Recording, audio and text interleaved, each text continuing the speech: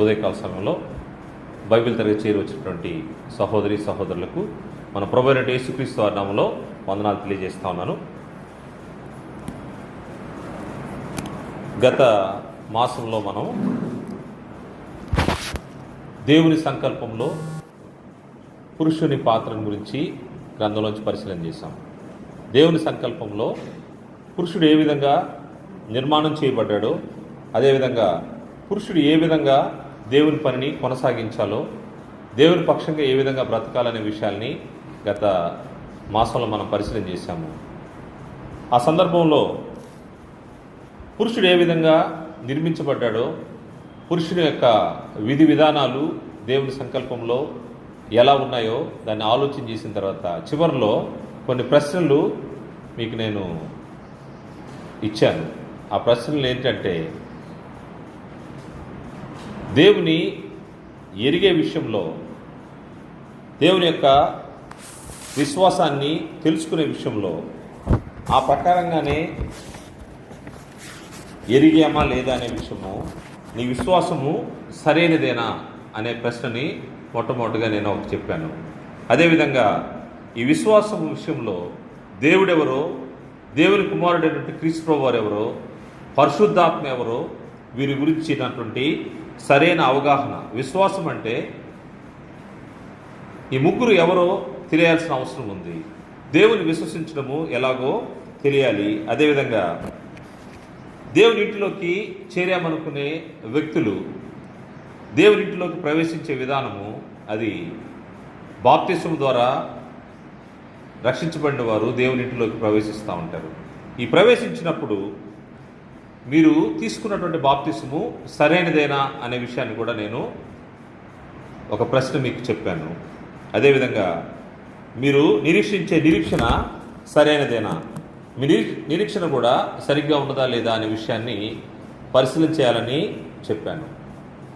ఈ విషయాలు వాస్తవంగా గమనించే ముందుగా దేవుని సంకల్పంలో పురుషుని పాత్ర ఏ విధంగా ఉందో పరిశీలన చేశాము. ఈరోజు కొంత సమయము దేవుని సంకల్పంలో స్త్రీ పాత్ర, దేవుడు నరులను సృజించినప్పుడు స్త్రీని గాను పురుషుని గాను నిర్మించినప్పుడు పురుషుని యొక్క పాత్రను మనం పరిశీలన చేశాము.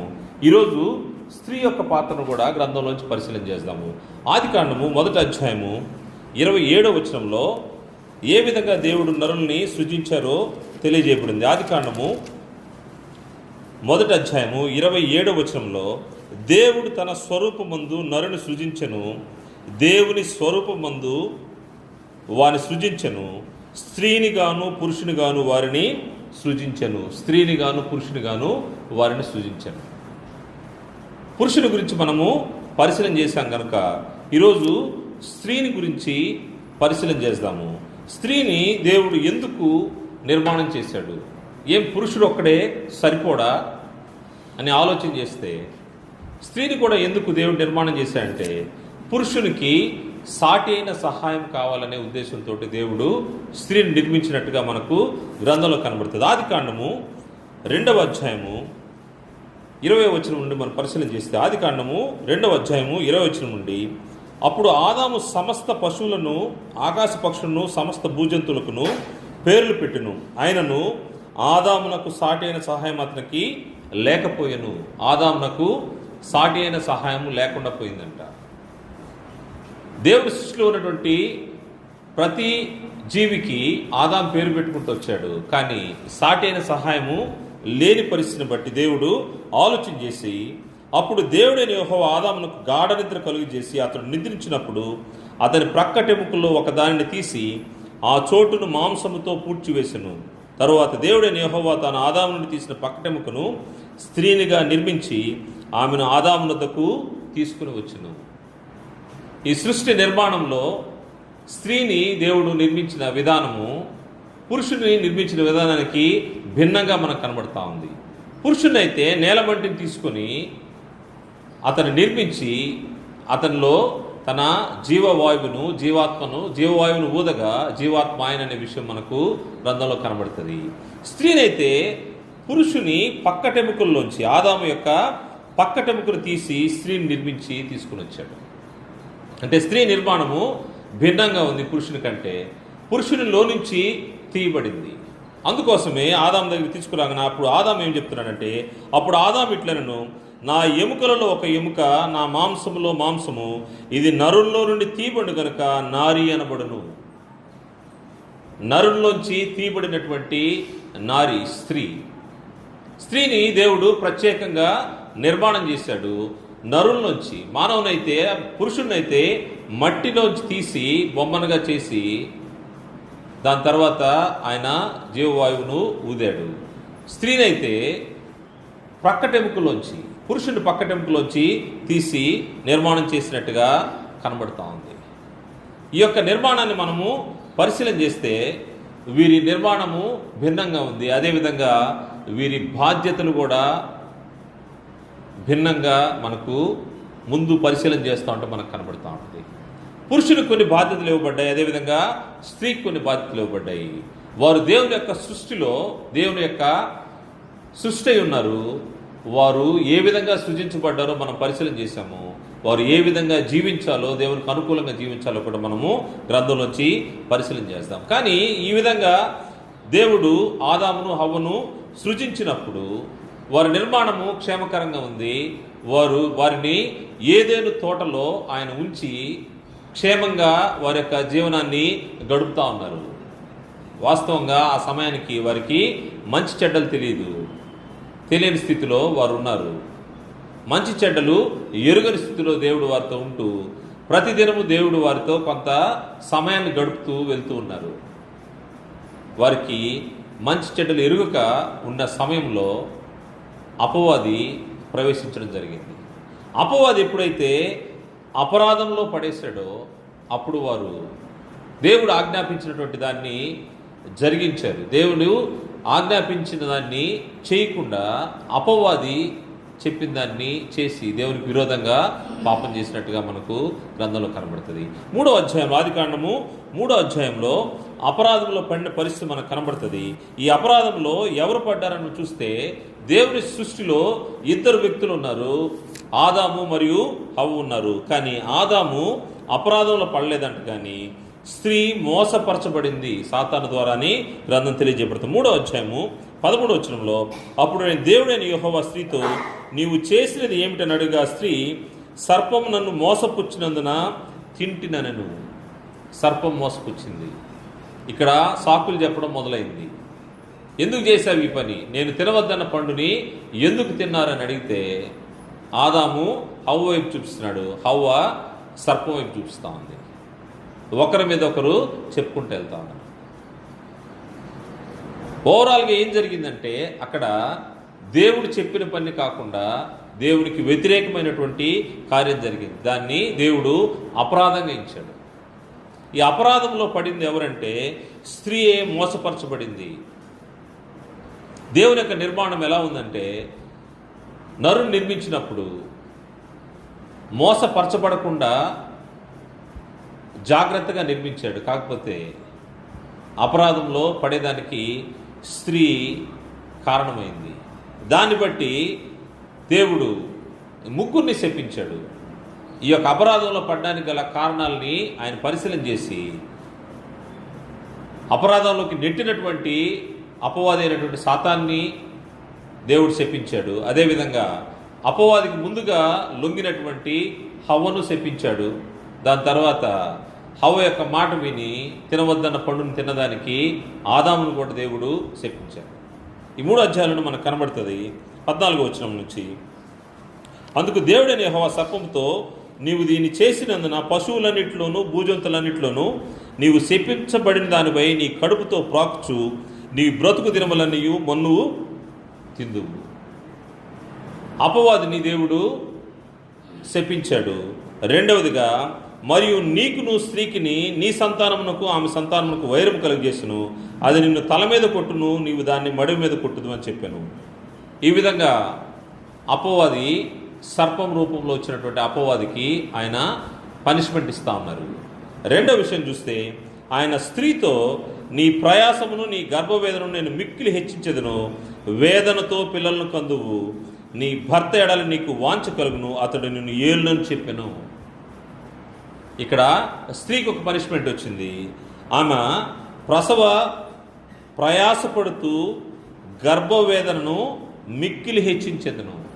ఎప్పుడైతే వీరికి మంచి చెడ్డలు తెలిసినాయో దీని తర్వాత గర్భము దాల్చే పరిస్థితి ఒకటి ఉంటుంది.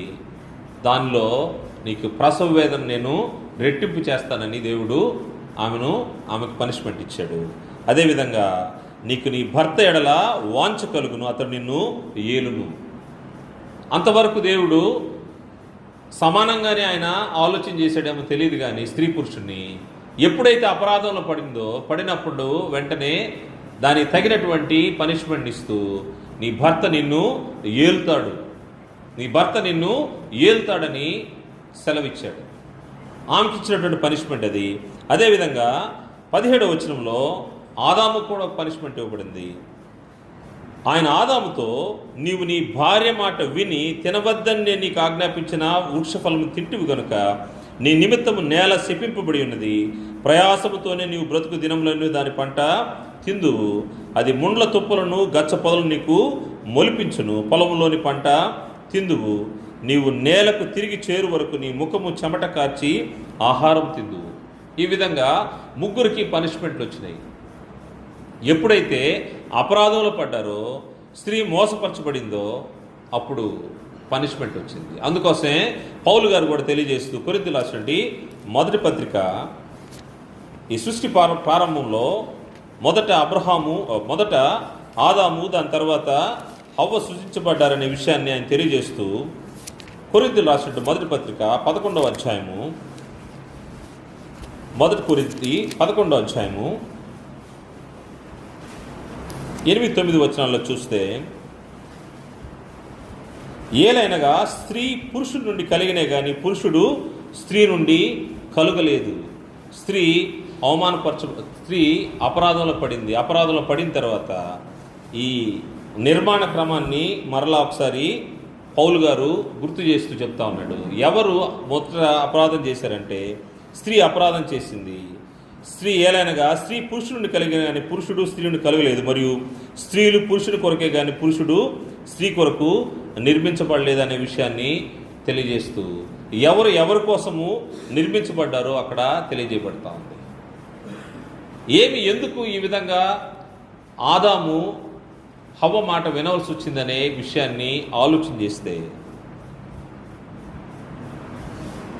స్త్రీ మోసపరచబడిందే కాకుండా తన భర్త అయినటువంటి ఆదాముని ఎంతో ఇన్ఫ్లుయెన్స్ చేసినట్టుగా ఉంది. ఇన్ఫ్లుయెన్స్ అంటే ఎటువంటి ఇన్ఫ్లుయెన్స్ చేసిందో మనకైతే తెలియదు, కానీ గ్రంథాధారం అయితే ఒక వ్యక్తి ఆమె ఆదాముని ఈ విధంగా ఇన్ఫ్లుయెన్స్ చేసి ఉంటుంది అనే విషయాన్ని ఆయన ప్రస్తావించాడు. యోబు గ్రంథకర్త చెప్తా ఉన్నాడు. యోబు గ్రంథము 31వ అధ్యాయము 33వ వచనంలో కుటుంబ పరిస్థితులు మనము పరిశీలన చేసినప్పుడు, కుటుంబంలో స్త్రీ పురుషులు భార్య భర్తలు వారి మధ్య ఎటువంటి ఇబ్బందికరమైన పరిస్థితులు ఏర్పడతాయో దాన్ని బట్టి స్త్రీ ఏ విధంగా ప్రవర్తిస్తుందో, స్త్రీని బట్టి పురుషుడు ఏ విధంగా తన ఆలోచనలు ఉంటాయో అక్కడ తెలియజేస్తూ 31వ అధ్యాయం యోబు గ్రంథము 31వ అధ్యాయము 33-34 వచనం చూస్తే, ఆదాము చేసినట్లు నా దోషములు దాచిపెట్టుకుని మహాసమూహమునకు భయపడియు కుటుంబముల తిరస్కారమునకు జడిసియు నేను మౌనముగా నుండి ద్వారము దాటి బయలు వెలక రొమ్ములో నా పాపము కప్పుకునే ఎడల పరమునున్న దేవుని దృష్టికి నేను వేషధారినవుదును. అనేకసార్లు కుటుంబ పరిస్థితులను బట్టి పురుషులు ఇటువంటి వాతావరణంలోకి నెట్టబడే పరిస్థితి. స్త్రీలు చాలా ఇన్ఫ్లుయెన్స్ చేస్తూ ఉంటారు పురుషుల్ని. ఆదాము కూడా ఇటువంటి పరిస్థితుల్లోనే ఆ పండు తినవలసి వచ్చి ఉంటుంది. కారణం ఏంటంటే దేవుని చేత ఆజ్ఞాపించబడ్డాడు, ఈ తోటలోని వృక్ష ఫలాలని తినవచ్చు, కాకపోతే ఆ మధ్యలో ఉన్నటువంటి ఆ మంచి చెడులు ఇచ్చే వృక్ష ఫలాన్ని తినద్దని ఆజ్ఞాపించాడు. బహుశా అపవాది ఆదామును కూడా టెస్ట్ చేసి ఉండొచ్చు మొదట. ఆదాము దానికి లొంగలేదు. దాని తర్వాత హవ్వ దగ్గరికి వచ్చింది. హవ్వ దగ్గరికి వచ్చి అపవాది శోధించినప్పుడు అవ్వ లొంగిపోయింది. దానికి కారణం ఏంటంటే కుటుంబ తిరస్కారములకు జడిసి పురుషుడు స్త్రీకి లోబడే పరిస్థితి ఎప్పుడు వస్తుందంటే కుటుంబ తిరస్కారము. ఏమి చేస్తుందో, నాకు దూరంగా ఉంటుందేమో, లేకపోతే నన్ను విడిచిపెట్టి వెళ్తుందేమో, లేకపోతే నా మాట వినదేమో అనే కుటుంబ తిరస్కారాలు ఏం చేస్తూ ఉంటాయంటే పురుషులు స్త్రీకి లోబడే విధంగా పరిస్థితులు ఏర్పడుతూ ఉంటాయి. కానీ దేవుని యొక్క వాతావరణంలో అయితే స్త్రీ పురుషుని కోసము ఏర్పాటు చేయబడింది, కానీ పురుషుడు స్త్రీ కోసము ఏర్పాటు చేయబడలేదని మనము ఇప్పుడే చూసాము. కొరింథీ పత్రిక 1 కొరింథీ 11:9 మనం చూసాము. స్త్రీ పురుషుని కోసం ఏర్పాటు చేయబడింది, నిర్మించబడింది. స్త్రీ పురుషునిలో నుంచి నిర్మించబడింది కనుక స్త్రీ లోబడి ఉండాల్సిన అవసరం ఉంది. ఈ కుటుంబ తిరస్కారానికి జడిసి ఈ అపరాధంలో ఆదాము కూడా పాలిభాగస్తుడైనట్టుగా మనకు కనబడతాం. అందువల్ల స్త్రీలు జాగ్రత్తగా ఉండాలి. దేవుని పక్షంగా బ్రతికేటప్పుడు పురుషుల పైన అధికారము చేయకూడదు అనే విషయాన్ని మన గ్రంథం తెలియజేస్తూ ఉంది. ఎవరి కోసము ఎవరు చేయబడ్డారో అని మనము పరిశీలన చేస్తే కొరింథీయులకు రాసినటువంటి 1 పత్రిక 11వ అధ్యాయము 9వ వచనంలో మనం పరిశీలన చేసినట్టుగా పురుషుని కోసము స్త్రీ ఏర్పాటు చేయబడింది, మరియు స్త్రీ పురుషుని కొరకే కానీ పురుషుడు స్త్రీ కొరకు సృష్టింపబడలేదు అనే విషయాన్ని మనము పరిశీలన చేశాము. అందువల్ల స్త్రీ పురుషునికి లోబడి ఉండాలి. ఎప్పుడైతే దేవుని పక్షంగా యోగ్యురాలైన స్త్రీ ఉంటుందో అప్పుడు పురుషుని యొక్క ఆత్మ సంబంధమైన జీవితము క్షేమకరంగా సాగిపోతూ ఉంటుంది. స్త్రీ ఎప్పుడైతే అనుకూలైనటువంటి పరిస్థితి, ఆత్మ సంబంధంగా విశ్వాసురాలు కాకపోతే ఏం జరుగుతూ ఉంటుందంటే ఈ కుటుంబ తిరస్కారాలకు పురుషులు జడిసే పరిస్థితి ఏర్పడుతూ ఉంటుంది. అందువల్ల దేవుని సంకల్పంలో స్త్రీ పాత్రను మనము ఆలోచన చేస్తున్నప్పుడు స్త్రీలు ఆత్మ సంబంధంగా దేవునికి భయపడి దేవుని వాక్యానుసారంగా తమ కుటుంబాలను కట్టుకోవాల్సిన పరిస్థితి ఉంది. పురుషుల్ని ఎప్పుడైతే వీళ్ళు ఇబ్బంది పెట్టినప్పుడు వారు అపరాధంలో పడేదానికి అవకాశం ఉంది. మనం చూసాము ఆది దంపతుల విషయంలో జరిగినటువంటి పొరపాటుని. ఆ విధంగా జరగకుండా ఉండాలంటే విశ్వాసురాలైనటువంటి స్త్రీలు తమ పురుషుల విషయంలో దేవుని మాటకు, దేవుని ఆజ్ఞకు, దేవుని చిత్తానుసారంగా వారు నడుచుకోవాల్సిన పరిస్థితి ఉంది. అలా కాకుండా ఎప్పుడైతే పురుషుని మీద పెత్తనం చెలాయించడానికి లేకపోతే అధికారం చెలాయించడానికి ఎప్పుడైతే ఆలోచన చేస్తూ ఉంటారో చేసినప్పుడు అప్పుడు ఆత్మ సంబంధమైన జీవితాలు, కుటుంబాలు కట్టబడకుండా పోతూ ఉంటాయి. స్త్రీ డైరెక్షన్లో పురుషుడు నడుస్తూ ఉన్నాడు అనుకోండి, నడిచేటప్పుడు ఆత్మ సంబంధంగా అక్కడ ఎదుగుదల ఉండదు. అందువల్ల స్త్రీలు జాగ్రత్తగా ఆలోచన చేయాల్సిన అవసరం ఉంది. సామెతల గ్రంథము 12వ అధ్యాయం 4వ వచనంలో యోగ్యురాలు తన పెనిమిటికి కిరీటం అని తెలియజేయబడింది. యోగ్యురాలు తన పెనిమిటికి కిరీటం అంట. అంటే యోగ్యమైన ప్రవర్తన కలిగినటువంటి స్త్రీ ఆత్మ సంబంధమైన విషయాల్లో తన భర్తను జాగ్రత్తగా గైడ్ చేస్తూ దేవుని పక్షంగా తన భర్తకు లోబడి జీవించే పరిస్థితి ఏర్పడినప్పుడు ఏం జరుగుతూ ఉంటుందంటే తన పెనిమిటికి కిరీటంగా ఉంటుంది. రాజు కిరీటం పట్టుకొని ఆయన సింహాసనంలో కూర్చున్నప్పుడు ఆయన యొక్క పరిస్థితి మనం చూస్తాము. కిరీటం లేకుండా ఉంటే ఆయన పరిస్థితి ఎలా ఉంటుందో, కిరీటం ధరించినటువంటి రాజును చూసినప్పుడు ఆ రాజు నిండుగా కనబడతాడు. భార్య తన పెనిమిటికి కిరీటం అని గ్రంథము తెలియజేస్తూ ఉంది. అదేవిధంగా స్త్రీ ఏ విధంగా ఉండాలో అనే విషయాన్ని చూసినప్పుడు స్త్రీ తన హద్దులు దాటకూడదని ధర్మశాస్త్రంలో తెలియజేయబడింది. ద్వితీయోపదేశకాండము 22వ అధ్యాయము 5వ వచనంలో చూస్తే స్త్రీ పురుషుని వేషము వేసుకొనకూడదు అని గ్రంథము హెచ్చరిక చేస్తూ ఉంది. ద్వితీయోపదేశకాండము 22వ అధ్యాయం 5వ వచనంలో స్త్రీ పురుష వేషము వేసుకొనకూడదు. పురుష వేషము అంటే ప్యాంట్ షర్ట్ అని కాదు ఉద్దేశము. పురుష వేషం అంటే పురుషుని యొక్క ధర్మాన్ని స్త్రీ జరిగించకూడదు. పురుషుల్లాగా తను వేషం వేసుకునంటే పురుషుని మీద అధికారం చెలాయించడానికి పూనుకొనకూడదని అర్థం. స్త్రీ పురుష వేషం వేసుకొనకూడదు, పురుషుడు స్త్రీ వేషము ధరింపకూడదు. ఈ రోజుల్లో ప్యాంట్ షర్ట్స్ తర్వాత వేసుకుంటే ఆడవాళ్ళు వేసుకున్నటువంటి లెహంగాలు అటువంటి షేర్వానీలని మగవాళ్ళు వేసుకుంటా ఉన్నారు. అంటే ఆడవాళ్ళ డ్రెస్ కోడ్ మగవాళ్ళకి ఫ్యాషన్ అయిపోయింది, మగవాళ్ళ డ్రెస్ కోడ్ ఆడవాళ్ళకి ఫ్యాషన్ అయిపోయింది. జీన్స్ ప్యాంట్ వేసుకొని టీషర్ట్ వేసుకోవడం ఆడవాళ్ళకి ఆనవాయితీ అయిపోయింది. చలి దేశాల్లో వాళ్ళు చలిని కాపాడుకోవడం కోసము కోట్లు స్వెటర్లు వేసుకుంటే అది తప్పులేదు, కానీ వాళ్ళకున్న వాతావరణ పరిస్థితిని బట్టి మనం ఏ దేశంలో బ్రతుకుతున్నామో ఆ దేశ సాంప్రదాయ ప్రకారము మన వస్త్రధారణ ఉండము క్షేమకరము. అంటే పురుషుడు స్త్రీ వేషం వేసుకోకూడదు, స్త్రీ పురుషుని వేషము వేసుకోకూడదు. అది దేవునికి ఇష్టం కాదని అక్కడ తెలియజెప్పింది. అలాగూ చేయవారందరూ నీ దేవుడైన యెహోవాకు హేయులు, నీ దేవుడైన యెహోవాకు హేయులు. దేవుడు ఆ విధంగా ఆయన సృజించలేదు. పురుషుడిగా ఉండాలని ఆయన కోరుకున్నాడు. అటువంటి వేషధారణలోనే ఉండాలని కోరుకున్నాడు. పురుషుని వేషం అంటే పురుషుని యొక్క లక్షణాలు కలిగి పురుషుల్లాగానే బిహేవ్ చేయాల్సిన అవసరం ఉంది. స్త్రీ అంటే స్త్రీలాగానే బిహేవ్ చేయాల్సిన అవసరం ఉంది. అది దాటుకొని కార్యక్రమాలు ఉండకూడదు అనే దేవుని యొక్క సంకల్పమైంది. దేవుని యొక్క సంకల్పం బట్టి స్త్రీ పురుషుని వేషము వేసుకొనకూడదు. అదేవిధంగా స్త్రీలు తల వెంట్రుకలు పెంచుకోవడము ఆమెకు ఘనము. మనము స్త్రీ వేషం గురించి మనం మాట్లాడితే ఆమె కట్టుకునే వస్త్రధారణ అవ్వచ్చు, లేకపోతే తను పెంచుకునే జుట్టు అవ్వచ్చు. వెంట్రుకలు కట్ చేసుకోవడము ఇప్పుడు ఆనవాయితీ అయిపోయింది.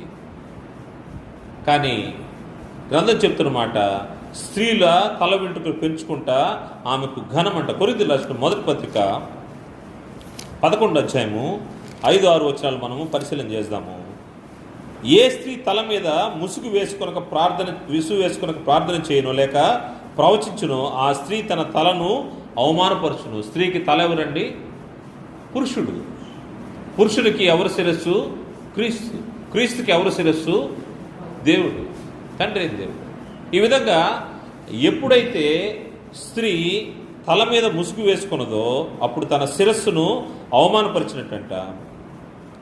ఆ స్త్రీ తన తలను అవమానపరచును, ఏలైనగా అది ఆమెకు క్షౌరం చేయబడినట్టు కానీ క్షౌరం చేసే పని స్త్రీకి ఇవ్వబడలేదు. స్త్రీలు క్షౌరం చేసుకోకూడదు, అంటే తల హెయిర్ కట్ చేసుకోకూడదు. కానీ ఈ రోజుల్లో మనం చూస్తే ఎన్ని బ్యూటీ పార్లర్లు ఉన్నాయో, ఎటువంటి పరిస్థితులు జరుగుతూ ఉన్నాయో. స్త్రీ తల వెంట్రుకలు పెంచుకున్నట ఆమెకు ఘనము, తన శిరస్సుని అవమానపరిచినట్టు. ఎవరైనా తల వెంట్రుకలు తీసేశారంటే తన శిరస్సు అయినటువంటి తన భర్తను అవమానించినట్టు. తన భర్తకు శిరస్సు అయినటువంటి క్రీస్తు ప్రభువు వారిని, దేవుని అవమానపరిచినట్టు. అందువల్ల స్త్రీలు తల వెంట్రుకలు పెంచుకోవాల్సిన అవసరం ఉంది. ఇదే అధ్యాయంలో 15వ వచనంలో చూస్తే, స్త్రీకి తల వెంట్రుకలు పైటి చెంగుగా ఇవ్వండి కనుక ఆమె తల వెంట్రుకలు పెంచుకుంటే ఆమెకు ఘనము. అందువల్ల దేవుడు ఏ విధంగా స్త్రీ ఉండాలని కోరుకున్నాడో ఆ విధానంలోనే స్త్రీలు ఉండాల్సిన అవసరం ఉంది. దేవుని యొక్క సంకల్పాన్ని బట్టి స్త్రీ తన వేషము ఏ విధంగా తను ప్రజెంట్ చేసుకోవాలి, తన అట్టైర్ ఎలా ఉండాలి, తను ఏ విధంగా ఇతరులకు తనను కనపరుచుకోవాలి. స్త్రీ పురుష వేషం వేసుకోకూడదు. అదేవిధంగా మీకు ఘనం అని చెప్పినప్పుడు దాన్ని అనుసరించి వెంట్రుకలు పెంచుకోవాల్సిన అవసరం ఉంది. స్త్రీ యొక్క జీవితంలో అన్ని దశలను మనం పరిశీలన చేసుకుంటూ వస్తే, స్త్రీ చిన్ననాడు బాలికగా తన తండ్రి ఇంట పెరుగుతూ వస్తూ ఉంటుంది. తన తండ్రి ఇంట దేవుని యొక్క మాటలు నేర్పించబడుతూ పెరుగుతూ వస్తూ ఉంటుంది. యవ్వన ప్రాయానికి వస్తుంది. యవ్వన ప్రాయానికి వచ్చిన తర్వాత తన తండ్రి ఇంటి ఉంటుందా? ఆడపిల్లలు తన తండ్రి ఇంట్లోనే ఉంటారా జీవితాంతం? ఏం జరుగుతుంది? తను వివాహం చేసుకుంటుంది. వివాహానికి ముందుగా వివాహానికి సిద్ధపాటు అనేది అవసరమైంది. బాలిక యవనస్తురాలు అవుతుంది. యవన దశకు వచ్చిన తర్వాత తల్లిదండ్రులు వివాహం చేయాలని ఆలోచన చేస్తారు. ఆలోచన చేసినప్పుడు వివాహానికి సంబంధించినటువంటి ఏర్పాటు జరుగుతూ ఉంటాయి. వివాహానికి సిద్ధపడే కార్యక్రమం అనేది ఉంటుంది తన జీవితంలో. అదేవిధంగా వివాహానికి సిద్ధపాటు తర్వాత తను వివాహానంతరము తన తండ్రి ఇంటి ఉండదు. తండ్రి ఇంటిని విడిచి ఇంకొక స్థలానికి వెళ్తుంది తన భర్తతో. తన భర్త ఇంటివారే తన ఇంటివారుగా భావిస్తూ తన భర్త ఇంటి ఉంటుంది.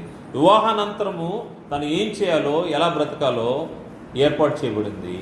తను పవిత్రంగా ఏ విధంగా జీవించాలో గ్రంథంలో మనకు తెలియజేయబడింది. దేవుడు ప్రతి దశలో తను ఏ విధంగా జీవించాలో ఏర్పాటు చేశాడు. తన భర్తతో బిడ్డలను కలిగి దేవుని యొక్క ఆశీర్వాదాన్ని పొంది బిడ్డల్ని కని బిడ్డలను పెంచే విషయంలో బాధ్యత కలిగి ఉంది. అదేవిధంగా బిడ్డలను పెరిగేటప్పుడు వారి ప్రతి పరిస్థితిని చూడాల్సిన బాధ్యత స్త్రీకి ఇవ్వబడింది. దాని తర్వాత ఒకవేళ భర్తను కోల్పోతే తను ఏం చేయాలో కూడా గ్రంథంలో తెలుపబడింది. భర్తను కోల్పోయిన స్త్రీ ఏ విధంగా తన యొక్క విశ్వాస జీవితాన్ని కొనసాగించుకోవాలో కూడా గ్రంథంలో తెలియజేయబడింది. దాని తర్వాత వృద్ధురాలైన తర్వాత తను ఏ విధంగా గ్రంథానుసారంగా బ్రతకాలో తెలియజేయబడింది. ఈ విషయాలన్నీ మన గ్రంథంలో కనబడతా ఉన్నాయి. తర్వాత తండ్రి ఇంట పెరిగే బాలిక ఎలా ఉండాలనే విషయాన్ని మనము పరిశీలన చేస్తే ద్వితీయోపదేశకాండము 22వ అధ్యాయంలో తన తండ్రి ఇంట బాలిక ఏ విధంగా ఉండాలనే విషయాన్ని తెలియజేస్తూ ద్వితీయోపదేశకాండము 22వ అధ్యాయము 13వ వచనం చూస్తే,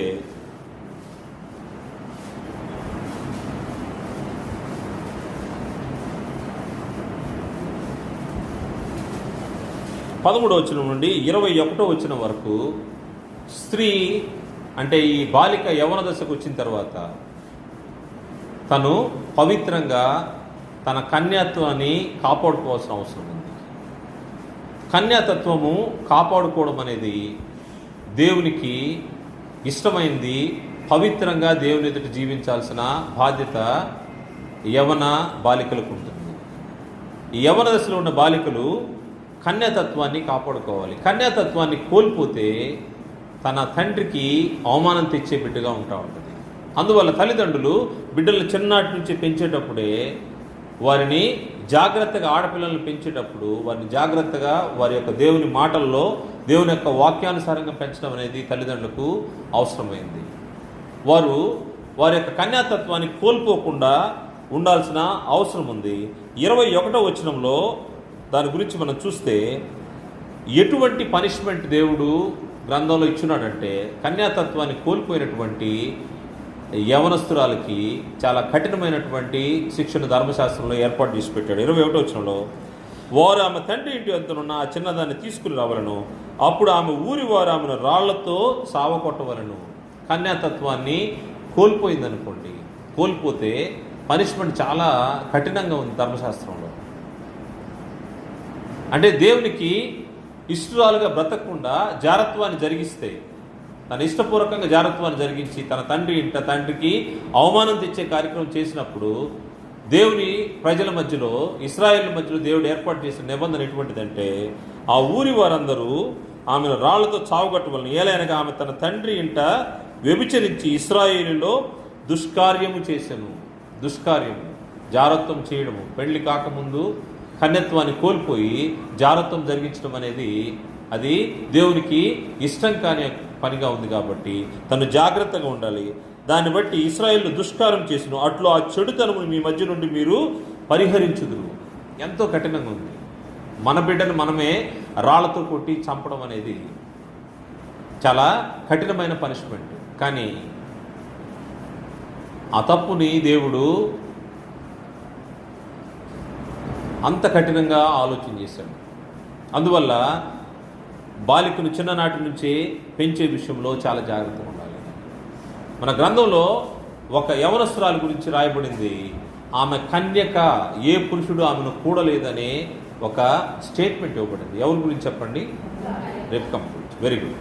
రిబ్కా గురించి ఇంత గొప్ప స్టేట్మెంట్ ఇవ్వబడిందంటే దానికి గల కారణం ఏంటి ఆలోచన చేస్తే, తను దేవుని యొక్క భయంలో పెరుగుతూ వస్తూ ఉంది.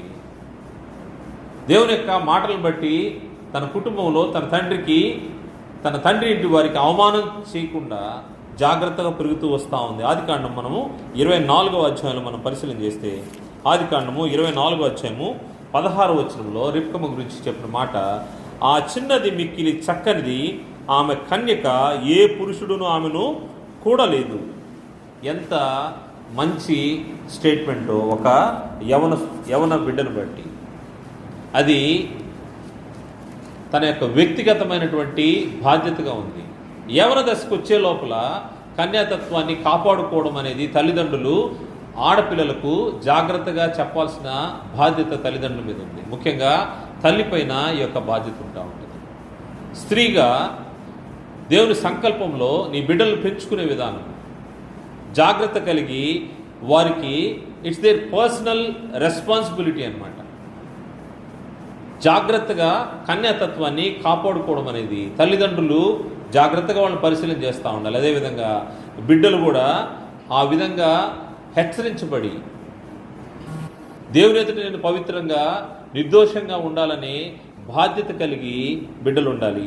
అటువంటి వారి గురించి దేవుని దగ్గర నుంచి ఇటువంటి స్టేట్మెంట్ వస్తుంది. ఆ చిన్నది మిక్కిలి చక్కనిది, ఆమె కన్నిక, ఏ పురుషుడు ఆమెను కూడలేదు. ఈ విధంగా ఎంతో జాగ్రత్తగా తమ యొక్క కన్యాతత్వాన్ని కాపాడుకున్నటువంటి అనేక మంది భక్తులు, పవిత్రమైన యవనస్తులు, స్త్రీలు మనకు గ్రంథంలో కనబడతారు.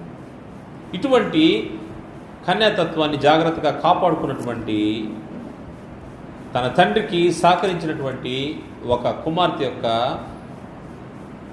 ఉదాహరణ నేను మీకు తెలియజేస్తాను. న్యాయాధిపతుల గ్రంథంలో న్యాయాధిపతి అయినటువంటి యెఫ్తా ఉంటాడు.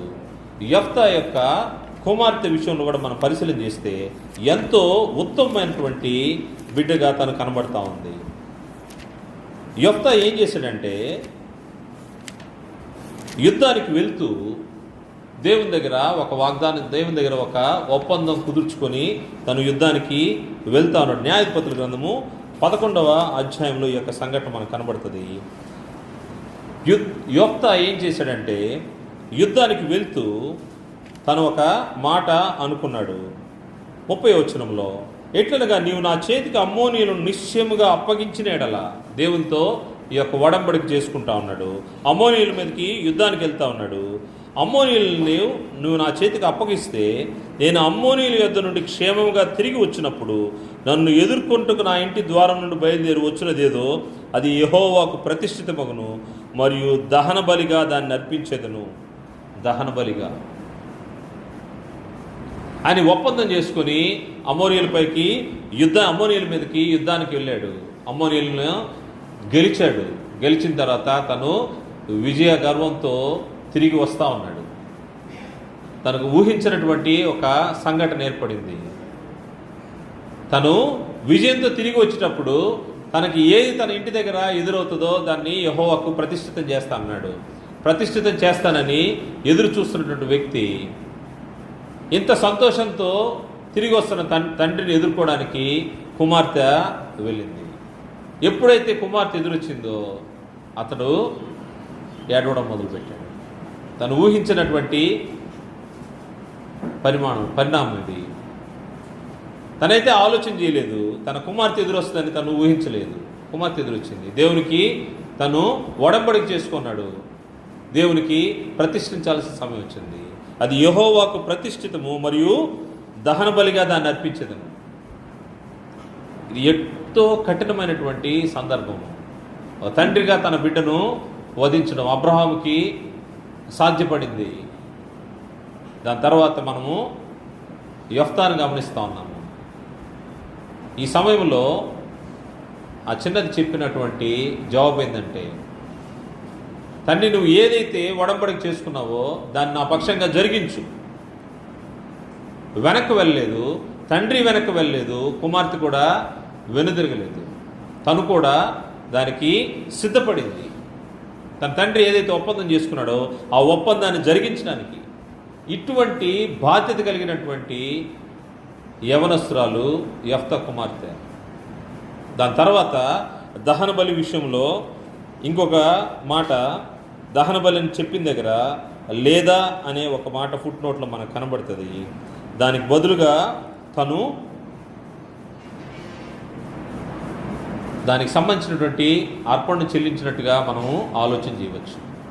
అంటే దహన బలి ఇచ్చుంటాడా అనే ప్రశ్న అనేకసార్లు మనకు వస్తుంది. కానీ దహన బలి బదులు అతను దానికి సంబంధించినటువంటిది చెల్లించి ఇంక తన జీవితాంతము యెహోవాకు ప్రతిష్ఠితముగా జీవించే పరిస్థితి ఉండొచ్చు. అంటే బాధ్యతలు ఎప్పుడైతే తల్లిదండ్రులుగా చిన్నప్పటి నుంచే బిడ్డలు మనం జాగ్రత్తగా పెంచుతాము, దేవుని సంకల్పంలో స్త్రీ ప్రతి దశలో బాలికగా ఉండేటప్పుడు, యవన దశలో, దీని తర్వాత వివాహానికి వచ్చినప్పుడు, వివాహ సందర్భంలో వివాహానికి సిద్ధపడేవారుగా ఉండాల్సిన అవసరం ఉంది. ఇంకొక వివాహానికి సిద్ధపడే ముందుగా దేవుని యొక్క బిడ్డలు ఎటువంటి పరిస్థితుల్లో ఉండకూడదనే దాన్ని తెలియజేస్తూ, ముఖ్యంగా స్త్రీలు దేవదాసీలుగా ఉండకూడదని గ్రంథం తెలియజేస్తూ ఉంది. ద్వితీయోపదేశకాండము 23వ అధ్యాయము 17వ వచనం మనం చూస్తే, 23వ అధ్యాయము 17వ వచనంలో, ఇశ్రాయేలు కుమార్తెలలో యవతియు వేశ్యగా ఉండకూడదు. వేశ్య అంటే కింద ఫుట్నోట్లో దేవదాసి అన్నారు. దేవదాసి అనేది ఒక రకమైనటువంటి అన్యాచారము. మన దేశంలో కూడా కొంతకాలం క్రితం ఉండింది, ఇప్పుడైతే లేదు. దేవదాసి అంటే దేవునికి ప్రతిష్ఠితమని యవన స్త్రీలను వదిలిపెట్టేస్తారు. వారితో ఎవరైనా ఏ విధమైనటువంటి కార్యక్రమాలు జరిగించవచ్చు.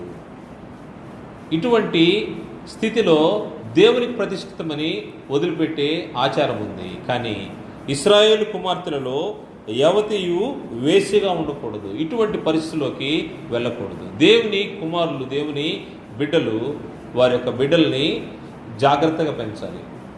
ఇటువంటి స్థితిలోకి వారిని తీసుకుపోకూడదు.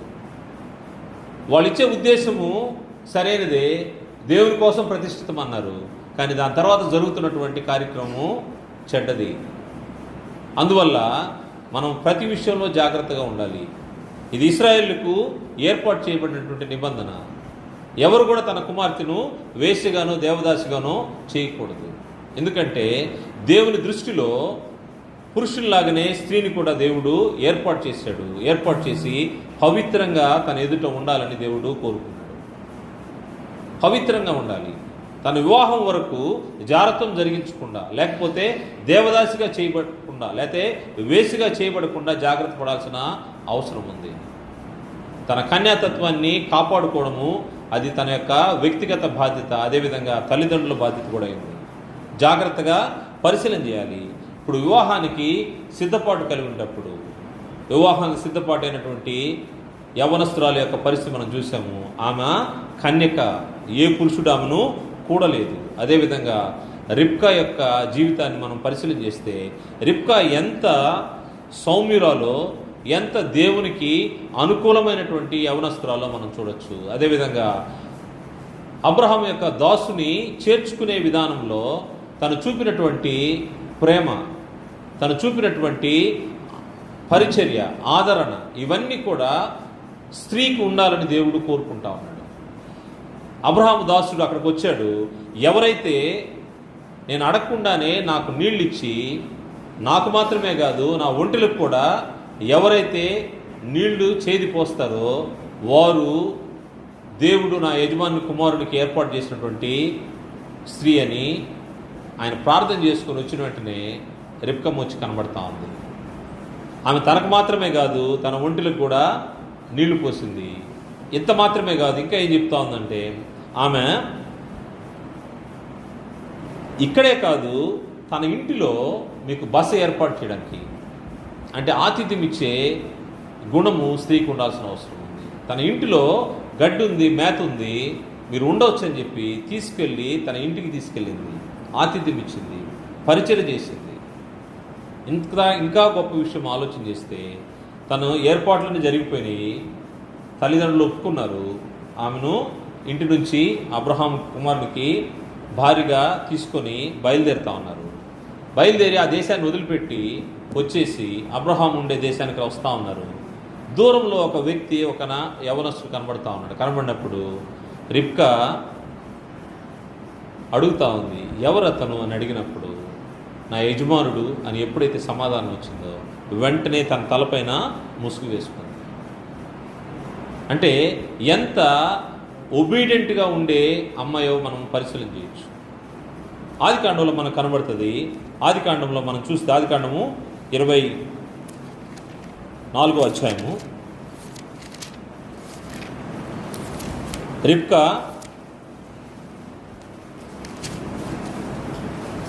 24వ అధ్యాయం 65వ వచనంలో చూస్తే, మనల్ని ఎదుర్కొంటూ పొలంలో నడుచున్న ఆ మనుషుడు ఎవరైనా దాసుని అడుగు, అతడు ఇతడు నా యజమానుడు చెప్పిన గనక ఆమె ముసుగు వేసుకుని, అంటే తన కాబోయే భర్తని తెలియజేసిన వెంటనే తను ఏం చేస్తూ ఉంది? ముసుగు వేసుకుంది. అంటే తను ఎంత వినయాన్ని ప్రదర్శిస్తుందో మనం చూడొచ్చు. యజమానుడని తను గౌరవించింది. యజమానుడని ఎప్పుడైతే ఇటువంటి లోబడే తత్వము, గౌరవాన్ని చూపిస్తారో దాన్ని బట్టే మనము స్త్రీ యొక్క గుణలక్షణాన్ని మనము ఆలోచన చేయొచ్చు. దేవుడు ఇష్టపడి దేవుడు కోరుకున్నటువంటి పరిస్థితిలో ఈ యొక్క యవన స్త్రీ మనకు కనబడతా ఉంది. ఇటువంటి భార్య దొరికితే ఇస్సాకుని ఏమనొచ్చు? ఏం జరిగింది అనొచ్చు ఇస్సాకుకి? ఇటువంటి శ్రేష్టమైన కన్యక, లోబడే తత్వం కలిగినటువంటి వ్యక్తి, ప్రేమ చూపించే వ్యక్తి, ఆతిథ్యం చూపించే వ్యక్తి, ఇంత బాధ్యత కలిగినటువంటి యవనస్తురాలు తనకు భార్యగా దొరుకుతూ ఉంటే ఇటువంటి వ్యక్తిని ఏమనాలి? భార్య దొరికిన వానికి మేలు దొరికింది. మనం చూడొచ్చు సామెతల గ్రంథం 18వ అధ్యాయం 22వ వచనంలో భార్య దొరికిన వానికి మేలు దొరికెను. అదేవిధంగా సామెతలు 31:10లో గుణవతి అయిన భార్య దొరుకుట అరుదు. అటువంటిది భర్తకు మేలు చేసేది, భర్త మేలును కోరుకునేది భార్య. ఎప్పుడైతే వివాహ వ్యవస్థలోకి ఈ యవన కాలం దశ నుంచి వివాహాన్ని చేరుకుంటారో తన భర్త గురించి, తన కుటుంబం గురించి జాగ్రత్తగా పరిశీలన చేయాల్సిన అవసరం ఉంది. వివాహానికి సిద్ధపాటు మనం చూసాము. వివాహానికి సిద్ధపాటు తన కన్యాతత్వాన్ని కాపాడుకుంటూ దేవునికి ఇష్టురాలుగా యవన కాలంలో తను బ్రతకాలి. ముఖ్యంగా ఈ విషయంలో ఒక్క ముఖ్యమైనటువంటి భాగాన్ని నేను చెప్తాను. తల్లిదండ్రులకు, అదేవిధంగా వివాహం చేసుకోబోయే బిడ్డలకు కూడా. తల్లిదండ్రులు విశ్వాసులైన మీరు మీ బిడ్డలను విశ్వాసులైన వారికే ఇవ్వాల్సిన అవసరం ఉంది. మన కుమార్తెను ఇస్తున్నామంటే మన కుమార్తె విశ్వాసురాలు విశ్వాసి అయినటువంటి అబ్బాయికే ఇచ్చి వివాహం చేయాల్సిన అవసరం ఉంది. ఎందుకంటే తన తండ్రి ఇంట ఈ విశ్వాసాన్ని కొనసాగించుకుంటూ తన భర్తలో ఇంటి దగ్గర కూడా తను జాగ్రత్తగా ఉండేదానికి అవకాశం ఉంటుంది. మనం భౌతిక సంబంధమైన అనేక విషయాలు చూస్తాం, చదువు చూస్తాం, ధనం చూస్తాం, ఇంకోటి చూస్తాం, ఆస్తి అంతస్తులను చూసి దాన్ని మ్యాచింగ్గా ఆలోచన చేస్తాం. కానీ వారి యొక్క ఆత్మ సంబంధమైన పరిస్థితిని అయితే మనం గమనించాం. మన ఇంటి దగ్గర చాలా సౌమ్యంగా దేవుని భక్తి భయంతో మనం పెంచాము. ఆడబిడ్డని పెంచిన తర్వాత ఇచ్చేటప్పుడు ఒక అవిశ్వాసికి అతను ఏదో సంపాదిస్తున్నాడనో, ఆస్తుందనో, లేకపోతే ఇంకేదో కారణాలతో కులమనో ఇంకోటో ఏదో మనల్ని అటువంటి పరిస్థితిలోకి నెట్టేసిందంటే వివాహం విషయంలో తప్పు జరిగిపోతూ ఉంటుంది. కారణం ఏంటంటే ఇక్కడ తన తండ్రి ఇంట నేర్పబడినటువంటి విశ్వాసాన్ని తన భర్త ఇంట్లో కొనసాగించలేని పరిస్థితిలోకి వెళ్ళిపోతూ ఉంటుంది. అంటే మన బిడ్డను మనమే తీసుకుని పోయి అగ్నిలో పడేసినట్టు. ఇంతకంటే పెద్ద ఉదాహరణ నేను చెప్పలేను. మన బిడ్డను మనము కాల్చుకుంటామా? చిన్న మంట తగిలితేనే మనము బిడ్డకి నొప్పి తగిలితేనే తట్టుకోలేము, విలువలాడిపోతాము. మన బిడ్డను తీసుకెళ్ళి అగ్నిలో పడేసినట్టే. చాలా సులువుగా అనుకుంటూ ఉంటారు, ఏముంది పెళ్లి చేసిన తర్వాత అల్లుడిని మన వైపుకి లాక్కోవచ్చు అని. అది చాలా తప్పుడు ఆలోచన. వస్తాడులే బ్రదర్, ఏముంది, అల్లుడు మన వైపు తిరగతాడులే అనుకోవచ్చు. అది సరైన విధానం కాదు. అదేవిధంగా నీ కుమారుడు ఉన్నాడు, తనకు భార్యను ఎత్తుతా ఉన్నప్పుడు అబ్రహాం చేసిన దాన్ని మనం చేయాలి. తన జనములోనే అన్యజాతి స్త్రీలు వద్దు, కనాను దేశంలో బతుకుతూ ఉన్నాడు, కానీ అన్యజాతి స్త్రీలు వద్దు. కారణం ఏంటంటే అన్యజాతి స్త్రీలను వివాహం చేసుకోవడం వల్ల వారు తమ దేవతల వైపుకు దాన్ని తిప్పేస్తారనే ఉద్దేశంతో ఈరోజు నీవు నేను కూడా మన బిడ్డలకు వివాహం చేయాలంటే జాగ్రత్తగా తన స్వజనంలో నుంచే కుమార్తెను తీసుకురమ్మని తన దాసును పంపించాడు. దేవుని ఏర్పాటులో ఇస్సాకుకు రిబ్కమ్మ ఏ విధంగా ఏర్పాటు చేయబడిందో నీవు కూడా దేవుని పక్షంగా వెతికితే విశ్వాసరాలైన భార్య దొరికేదానికి అవకాశం ఉంది. అలా కాకుండా ఇంకా వేరే విషయాలు, భౌతిక సంబంధమైన విషయాలు ఏ పరిశీలన చేసినా జరిగే నష్టం ఏంటంటే వాళ్ళు లాంగ్ టర్మ్లో నష్టపోతూ ఉంటారు. ఈరోజు వారు సంతోషంగా కనపడచ్చు, కానీ వారి ఆత్మ సంబంధమైన జీవితంలో వారు నష్టపోతూ ఉంటారు.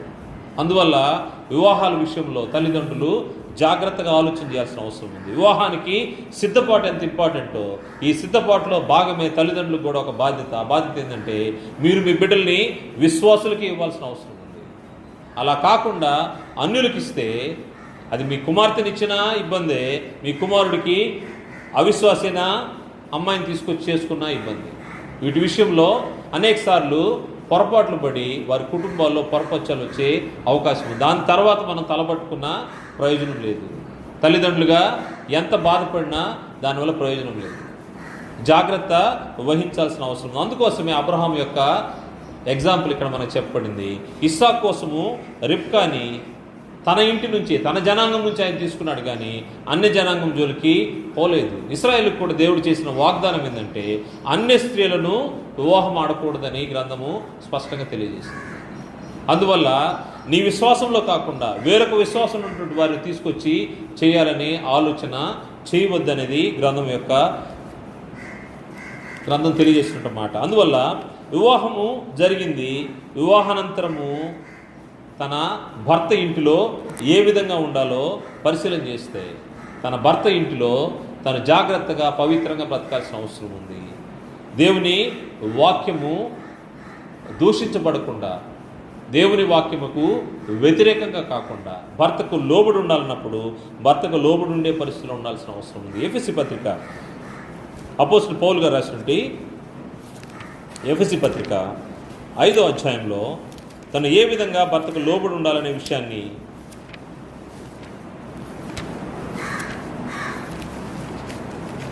వివాహం చేసుకున్నటువంటి స్త్రీ 5వ అధ్యాయం 22వ వచనంలో, స్త్రీలారా ప్రభువునకు వలె మీ సొంత పురుషులకు లోబడి ఉండుడి. లోబడి ఉండడం అనేది స్త్రీకి అవసరమైంది. దేవుని యొక్క సంకల్పంలో స్త్రీ పురుషునికి లోబడి ఉండాలి. కారణం ఏంటంటే క్రీస్తు సంఘమునకు శిరస్సు అయినలాగున పురుషుడు భార్యకు శిరస్సు ఉన్నాడు. పురుషుడు భార్యకు శిరస్సు. అందువల్ల శిరస్సుకు లోబడి ఉండాలి. ఎప్పుడైతే లోబడి ఉంటారో దాన్ని బట్టి దేవుని యొక్క సంకల్పాన్ని స్త్రీలు జరిగిస్తున్నట్టుగా మనకు కనబడతా ఉంది. అదేవిధంగా తను భర్త యందు భయము కలిగి ఉండునట్లు చూసుకొనాలని 33వ వచనంలో తెలియజేయబడింది. స్త్రీ అనుకువ కలిగి దేవుని యొక్క మాటకు లోబడి భర్తకు లోబడి ఉండాల్సిన అవసరం ఉంది. అలా కాకుండా ఎప్పుడైతే తన భర్తకు లోబడకుండా తన భర్త మీద ఎప్పుడైతే అధికారం చలాయించాలని ఆలోచన చేస్తారో అప్పుడు కుటుంబంలో సమస్యలు స్టార్ట్ అవుతాయి. సమస్యలు ఎలా స్టార్ట్ అవుతాయంటే కుటుంబ తిరస్కారాలు అక్కడ జరుగుతాయి. ఆదాము కూడా దానికి జడిశాడని మనము గ్రంథంలో చూసాము. కుటుంబ తిరస్కారానికి జడిస్తే కుటుంబ తిరస్కారాలు లేకపోతే పురుషుని మీద ఆధిపత్యం చలాయించాలని పరిస్థితి ఉండకూడదని గ్రంథం చెప్తా ఉంది.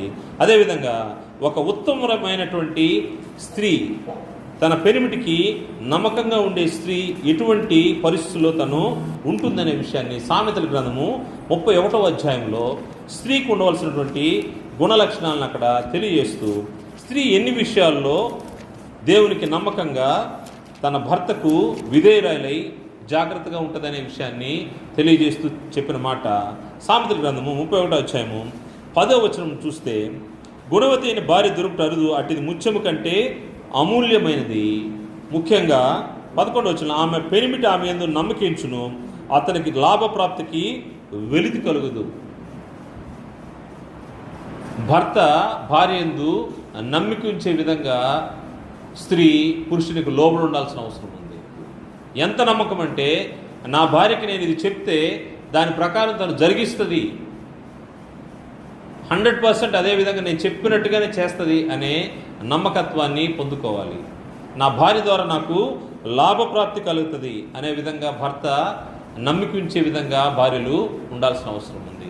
దేవుడు ఈ విధంగా కోరుకున్న విధంగా ఉండాల్సిన అవసరం ఉంది. మరియు స్త్రీ పనిచేసే స్త్రీగా వేకులు లేచి ఇంటి వారికి భోజనం సిద్ధం చేసినట్టుగా ఈ యొక్క అధ్యాయంలో మనం చూస్తే ఆమె అతనికి మేలు చేయును కానీ కీడేమి చేయదు. ఆమె గొర్రెబొచ్చును అవిసనాలను వెదకును, తన చేతులారా వాటితో పని చేయును. స్త్రీ ఎటువంటి విషయాల్లో ఎంత శ్రేష్టంగా కనబడుతుందో మనం చూస్తే, వర్తకపు ఓడలను దూరం నుండి ఆహారం తెచ్చినట్లు ఆమె దూరం నుండి ఆహారం తెచ్చుకును. ఆమె చీకటితోనే లేచి తన ఇంటి వారికి భోజనం సిద్ధపరచును. చీకటితోనే లేచి ఇంటి వారి కొరకు భోజనం సిద్ధం చేయడం అనేది స్త్రీ బాధ్యతగా ఉంది. దేవుడు తన సంకల్పంలో స్త్రీని తనకిచ్చినటువంటి పని తను జరిగించాల్సిన అవసరం ఉంది. ఎవరి ధర్మాలు వాళ్ళు జాగ్రత్తగా జరిగించాల్సిన అవసరం ఉందని గ్రంథము హెచ్చరిక చేస్తుంది. వివాహానంతరము దేవుని ఇంట్లోకి చేర్చబడిన తర్వాత ఒక స్త్రీ, దేవుని పక్షంగా బ్రతికే స్త్రీ ఎలా ఉంటుందంటే, వేకునే లేచి తన ఇంటి వారికి భోజనం సిద్ధపరచును, తన పనికెత్తలకు బత్తెం ఏర్పరచును. తను మాత్రం పనిచేయడం కాదు, తన దగ్గర ఉన్నటువంటి పని వారికి కూడా ఎవరికి ఏ పని అలాట్ చేయాలో దాన్ని జాగ్రత్తగా అలాట్ చేస్తూ వారికి బత్తెం కలిగిస్తుందంట. అదేవిధంగా ఆమె పొలమును చూచి దాన్ని తీసుకును, తాము కూడబెట్టిన ద్రవ్యం పెట్టి ద్రాక్ష తోట ఒకటి నాటించును. తను ఇన్వెస్ట్ చేస్తుంది, తను కష్టపడుతుంది. అదేవిధంగా ఆమె నడికట్టు తన నడుము బలపరుచుకుని చేతులతో బలముగా పనిచేయను. తన భర్తకు సహకారిగా, తన భర్తతో తోడుగా ప్రతి విషయంలో ఉంటూ బలంగా పనిచేస్తే కనబడుతుంది. తన వ్యాపార లాభం అనుభూతి తెలుసుకును, రాత్రి వేళ ఆమె దీపము ఆరిపోదు. ఎందుకంటే తను కష్టపడి పనిచేస్తుంది, ధనాన్ని సంపాదిస్తుంది, భర్తకు తోడుగా నిలుస్తుంది. అందువల్ల ఎటువంటి కష్టము రాదని దాని యొక్క ఉద్దేశము. ఆమె పంటని చేత పట్టుకుని తన వేళ్లతో కదురును పట్టుకుని ఒడుకును, దీనులకు తన చేయి చాపును, దరిద్రులకు తన చేతులు చాపును. పరిచర్య చేసే విషయంలో, ఆతిథ్యం చేసే విషయంలో, దీనులను ఆదరించే విషయంలో స్త్రీలు ముందుండాల్సిన అవసరం ఉంది. స్త్రీలు ఎంత గొప్ప కార్యాలు కొత్త నిబంధన సంఘంలో జరిగించారో మనం చూస్తే, క్రీస్తు ప్రభువు వారు ఈ భూమి మీద ఉన్న దినాల్లో కూడా ఆయనకు ఎక్కువ మంది సహకరించిన వారు స్త్రీలే.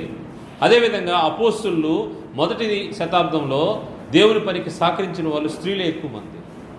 స్త్రీలు పరిచర్య జరిగిస్తూ దేవుని పని విషయంలో ప్రయాసపడినవారు.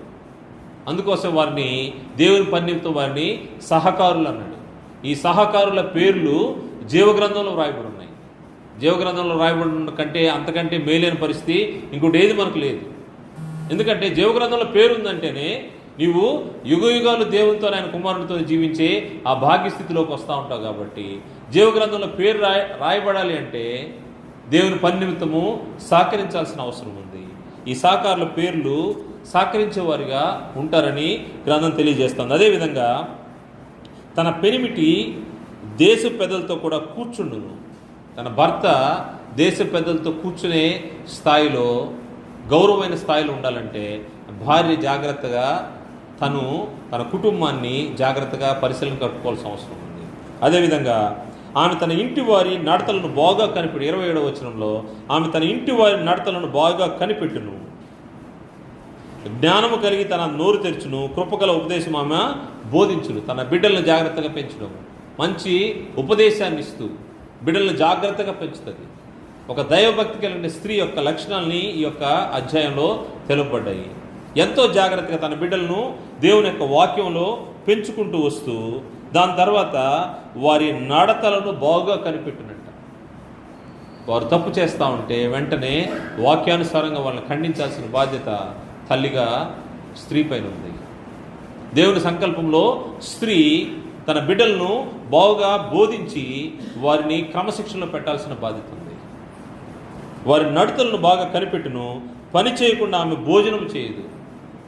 చాలామంది పెద్దవాళ్ళని మనం చూస్తూ ఉంటాము, వయసులో పెద్దవాళ్ళు అయిపోయి ఉంటారు. వాళ్ళు వాస్తవంగా వాళ్ళ ఇంట్లో పని చేయాల్సిన అవసరం కూడా లేదు, కానీ వాళ్ళు ఖాళీగా ఉండరు. ఏదో ఒక దాంట్లో వాళ్ళు వచ్చి ఆ పని ఈ పని చేస్తూ ఉంటారు. ఎందుకమ్మా వద్దు నువ్వు కామ్గా ఉండంటే కూడా ఉండరు. ఎందుకంటే వారు ఆ విధానానికి అలవాటు పడ్డారు. దేవుని యొక్క వాక్యానికి లోబడినటువంటి స్త్రీ పని చేయకుండా భోజనం చేయదంట. అదేవిధంగా ఆమె గురించి ఆమె పెరిమిటి ఆమెను పొగడును, అదేవిధంగా గౌను యొద్ద ఆమె పనులు ఆమెను కొనియాడును. ఒక స్త్రీ గురించి గొప్పగా చెప్పుకుంటున్నారంటే దానికి గల కారణము తను జీవించే పవిత్రమైన జీవితము, తను కష్టపడే విధానము, తన భర్తకిచ్చే గౌరవము. దాన్ని బట్టే తను పేరు ఎక్కడ గౌనుల యొద్ద కొనియాడబడుతుందంట. ఇది దేవుని సంకల్పంలో ఒక స్త్రీ ఏ విధంగా జాగ్రత్తగా జీవించాలనే విషయాన్ని తెలియజేయబడినటువంటి మాట. అదేవిధంగా వివాహానంతరము తను ఏ విధంగా జీవించాలో తన యొక్క ధర్మం ఏమిటో తెలియజేస్తూ అపోస్తలుడైన పౌలు గారు కొరింథీయులకు రాసినటువంటి మొదటి పత్రిక 7వ అధ్యాయంలో తెలియజేయబడింది. కొరింథీయులకు రాసిన మొదటి పత్రిక 7వ అధ్యాయము మొదటి నుంచి మనం పరిశీలన చేస్తే 7వ అధ్యాయం మొదటి నుంచి వివాహానికి సంబంధించినటువంటి విషయాలు ఇందులో తెలియజేయబడ్డాయి. ఈ అధ్యాయం అంతా వివాహ వ్యవస్థను గురించినటువంటి అధ్యాయము. ఎలా సమస్యలు వస్తే దాన్ని పరిష్కరించుకోవాలో వాటన్నిటి గురించి తెలుపబడింది. మీరు వ్రాసిన వాటి విషయము స్త్రీని ముట్టకుండా పురుషునికి మేలు, ఆయనను జారత్వము జరుగుతున్నందున ప్రతి వానికి సొంత భార్య ఉండవలను, ప్రతి స్త్రీకి సొంత భర్త ఉండవలను. వివాహానికి సంబంధించినటువంటి ఎందుకు వివాహము అవసరం అంటే జారత్వం జరగకుండా ఉండడం కోసము ప్రతి పురుషునికి సొంత భార్య ఉండాల్సిన అవసరం ఉంది. ప్రతి స్త్రీకి తన సొంత భర్త ఉండాల్సిన అవసరం ఉంది. మరియు భర్త భార్యకును అలాగనే భార్య భర్తకును వారి వారి ధర్మములు నడుపవలెను. వివాహానంతరము అనేకసార్లు ఇటువంటి సమస్యలు మనం చూస్తూ ఉంటాం. భర్త మాట భార్య వినకుండా పోవడం, భార్య మాట భర్త వినకుండా పోవడం, ఇటువంటి వాటి వల్ల కుటుంబంలో సమస్యలు వివాహం చేసిన 6 నెలలకే సంవత్సరానికే సమస్యలు బయటపడుతూ ఉంటాయి. ఎందుకంటే వారికి ఈ ధర్మాలు నడిపే విధానం తెలియకపోవడమే, లేకపోతే దానికి సంబంధించినటువంటి సిద్ధపాటు లేకపోవడమే. ఒక వ్యక్తిని స్పేస్లోకి పంపించాలంటే దానికి పర్టికులర్ ట్రైనింగ్ ఉంటుంది. ట్రైన్ చేసి మనము అక్కడ ఆ స్పేస్లో ఎటువంటి డ్రెస్ వేసుకోవాలో ఇవన్నీ ట్రైన్ చేసిన తర్వాతే స్పేస్ షటిల్లో మనం పంపిస్తూ ఉంటాం. మీకు బాగా తెలుసు, ఇక్కడ స్పేస్ సెంటర్ ఉంది కాబట్టి వాటి యొక్క విధానం ఎలా ఉంటుందో. అంటే స్పేస్లోకి వెళ్ళాలంటే కొత్త స్థలంలో తన జీవితాన్ని ఎలా ఉండాలో దాన్ని ట్రైన్ చేసుకోవాల్సిన అవసరం ఉంది. అలాగే వివాహం తర్వాత పరిస్థితులు ఎలా ఉంటాయో ముందుగానే దాన్ని గమనించి దాని ప్రకారంగా ఎలా నడుచుకోవాలో ఎరిగి దాని ప్రకారంగా జీవించాల్సిన అవసరం ఉంది. స్త్రీ భర్త భార్యకును అలాగనే భార్య భర్తకును వారి వారి ధర్మములు నడుపవలను. భర్తకే కానీ భార్యకు తన దేహం పైన అధికారం లేదు. తన భర్తకే భార్య యొక్క దేహం పైన అధికారం ఉంది. అదేవిధంగా భార్యకే కానీ భర్తకు తన దేహం పైన అధికారం లేదు. ఇరువురిని ఆయన జతపరిచి ఒకే శరీరముగా ఒకే దేహముగా ఏర్పాటు చేసినప్పుడు భర్త దేహం పైన భార్యకు అధికారం ఉంటుంది, భార్య దేహం పైన భర్తకు అధికారం ఉంటుంది. అందువల్ల వారి వారి ధర్మాల్ని జరిగించేటప్పుడు, సంసార ధర్మాలను జరిగించేటప్పుడు వాటి విషయంలో జాగ్రత్తగా ఉండాలి. వాటి విషయంలో ఎక్కడ కూడా పొరపచ్చాలు లేకుండా జాగ్రత్తగా ఉండాల్సిన అవసరం ఉంది. ఒకే ఒక్క సందర్భంలో వీరు ఎడబాటు లేకుండా ఉండాలని గ్రంథం తెలియజేస్తూ ఉంది. మనం చూస్తే 5వ వచనంలో ప్రార్థన చేయుటకు మీకు సావకాశం కలుగునట్లు కొంతకాలం వరకు ఉభయముల సమ్మతి చొప్పునే ఒకరినొకరు ఎడబాయుకుడి. అంటే భార్యాభర్త ఒకసారి జతపరచబడిన తర్వాత దేవుని సముఖంలో వారు ఎడబాయకూడదు. అంటే వారు విడిగా ఉండకూడదు. నేను అమ్మగారింటికి వెళ్ళి వస్తాను, 10 రోజులు ఆడు ఉంటాను, నువ్వు ఈడ వండుకొని ఈడ తింటా ఉంటు, ఇది సరైనది కాదు. తల్లిదండ్రులు చూడొద్దని చెప్పరు. ఉదయం సాయంత్రానికి రా, వీలు పడలేదు, దూర ప్రాంతం, ఒక రోజు పో, 2వ రోజు ఉండి వాళ్ళని పలకరించి 3వ రోజు రా. నీ భర్తకు నీ ధర్మం చేయాల్సిన అవసరం ఉంది. ఆయన వదిలిపెట్టేళ్ళకూడదు. కేవలము ప్రార్థన విషయంలోనే ఉపవాసం ఉండాలి, ప్రార్థన చేయాలి అనుకున్నప్పుడు మాత్రమే, దానికి సావకాశం కలిగేదానికి మాత్రమే వారు వేరుగా ఉండాలంట. అది కూడా చెప్తున్నాడు అక్కడ. మనం చూస్తే ఉభయుల సమ్మతి చొప్పునే తప్ప ఒకరినొకరు ఎడబాయకుడి. మీరు మనస్సు నిలుపలేకపోయినప్పుడు సాతాను మిమ్మల్ని శోధింపుకున్నట్లు తిరిగి కలుసుకునుడి. సాతాను మిమ్మల్ని శోధింపుకున్నట్లు విడివిడిగా ఉన్నారు. ఈ స్త్రీ తన తల్లిదండ్రుల దగ్గరికి వెళ్ళింది, పురుషుడు ఇంట్లోనే ఉన్నాడు. విడివిడిగా ఉన్నారు. సమస్యలు వచ్చే అవకాశం ఉంది, సాతాను శోధించే అవకాశం ఉంది. లేదా మీరు ప్రార్థన కోసము ఎడబాటు అయ్యారు, కానీ సాతాను శోధిస్తూ ఉన్నాడు. శోధించేటప్పుడు ఏం చేయాలంటే, మీరు నిలవలేకపోతే మీరు మరలా సాతాను మేము శోధింపుకున్నట్లు తిరిగి కలుసుకుని కొంతకాలము సంసార ధర్మానికి దూరంగా ఉందామని ఉభయులు ఆలోచన చేసి ఒకే ఇంట్లో ఉన్నారు. కాకపోతే ఇద్దరు సమ్మతి చొప్పున ఉపవాసం ఉన్నారు, ప్రార్థన చేస్తూ ఉన్నారు. శరీరము ఆకలి ఎంత సహజమో శరీర కోరికలు కూడా అంతే సహజం. వివాహ వ్యవస్థలోకి వచ్చిన తర్వాత దేవుడు దాన్ని పాన్పును నిష్కలంకంగా చేస్తున్నాడు. పాన్పు నిష్కలంకమైనదని చెప్పినప్పుడు అది తప్పు కాదు. ఎప్పుడైతే మనసు నిలుపుకోలేకపోతారో వెంటనే దాని విషయంలో మీరు ఆలోచన చేయాల్సిన అవసరం ఉంది. అందువల్ల స్త్రీ పురుషులు ఈ యొక్క ఒడంబడిక ఎడబాయకూడదు. దేవుని ద్వారా జతపరచబడిన వారు ఎడబాయకుండా వారు దేవుని సంకల్పాన్ని బట్టి జాగ్రత్తగా ఉండాల్సిన అవసరం ఉంది.